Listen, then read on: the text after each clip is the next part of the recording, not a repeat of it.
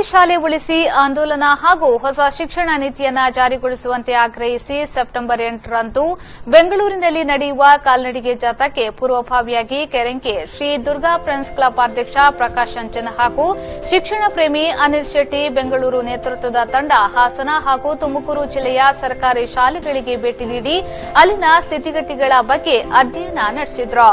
ಸಕಲೇಶಪುರದ ಬಳ್ಳುಪೇಟೆ ಸರ್ಕಾರಿ ಹಿರಿಯ ಪ್ರಾಥಮಿಕ ಶಾಲೆ, ಸರ್ಕಾರಿ ಹಿರಿಯ ಪ್ರಾಥಮಿಕ ಶಾಲೆ ಬೆಳಗೋಡು, ಸರ್ಕಾರಿ ಹಿರಿಯ ಪ್ರಾಥಮಿಕ ಶಾಲೆ ಪಾಳ್ಯ, ಆಲೂರು, ತುಮಕೂರು ಜಿಲ್ಲೆಯ ಮಧುಗಿರಿ ತಾಲೂಕಿನ ಕೋಡಿಗೇನಹಳ್ಳಿ, ಅಣ್ಣೇನಹಳ್ಳಿ, ಕಡಗತ್ತೂರು, ಯಕರ್ಲಹಳ್ಳಿ, ಗೌರಿಬಿದನೂರಿನ ಕರೇಕಲ್ಲಹಳ್ಳಿ, ಉಚ್ಚೋದನಹಳ್ಳಿ ಸರ್ಕಾರಿ ಶಾಲೆಗೆ ಭೇಟಿ ನೀಡಿ ಪೋಷಕರ ಸಭೆ ನಡೆಸಿ ಸರ್ಕಾರಿ ಶಾಲೆ ಉಳಿಸುವ ಬಗ್ಗೆ ಚರ್ಚೆ ನಡೆಸಲಾಯಿತು.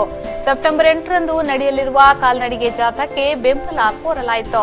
ಈ ಸಂದರ್ಭ ಶ್ರೀ ದುರ್ಗಾ ಫ್ರೆಂಡ್ಸ್ ಕ್ಲಬ್ ಅಧ್ಯಕ್ಷ ಪ್ರಕಾಶ್ ಅಂಚನ್, ಸದಸ್ಯರಾದ ಪುರುಷೋತ್ತಮ್ ಅಂಚನ್, ರಾಮಚಂದ್ರ ಪೂಜಾರಿ ಕೆರೆಂಕಿ, ದೀಪಕ್ ಸಾಲ್ಯಾನ್, ಮಹೇಶ್ ದೆಚ್ಚಾರು, ಅನಿಲ್ ಶೆಟ್ಟಿ ಮತ್ತಿತರರು ಹಾಜರಿದ್ದರು.